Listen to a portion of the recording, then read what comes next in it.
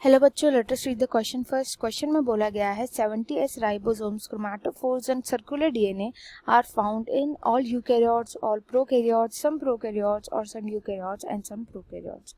हमें बताना है 70s ribosome, chromatophore and circular DNA इनमें से किस में प्रेजेंट होते हैं। तो यहाँ पे की कॉन्सेप्ट यूज किया जाएगा प्रोकैरियोट्स का।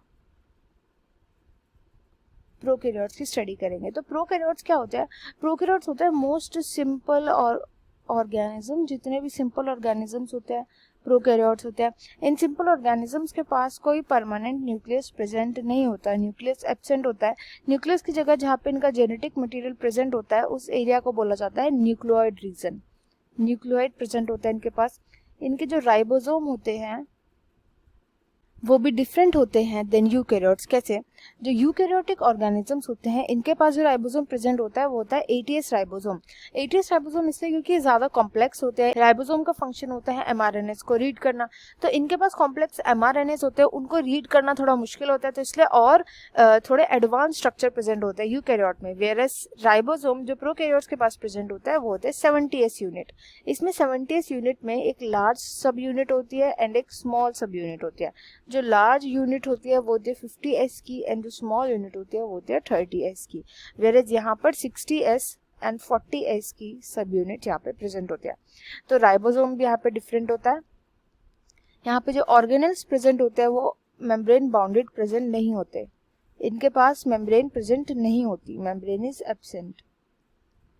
तो ये कुछ मेन कैरेक्टरिस्टिक होते हैं प्रोकैरियोट्स के। मोस्ट ऑफ द प्रोकैरियोट्स के पास जो सेल वॉल होती है वो होती है पेप्टिडोग्लाइकन की, पेप्टिडोग्लाइकन की सेल वॉल होती है। अब यहाँ पे ऑप्शंस में देखते हैं। पहला है 70s राइबोसोम। तो 70s राइबोसोम तो अब हमें पता है क्या होता है।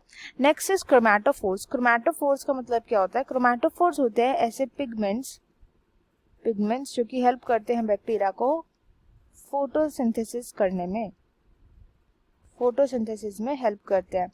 एंड ये पिगमेंट प्रेजेंट होता है जैसे फॉर एग्जांपल बैक्टीरिया, साइनोबैक्टीरिया में।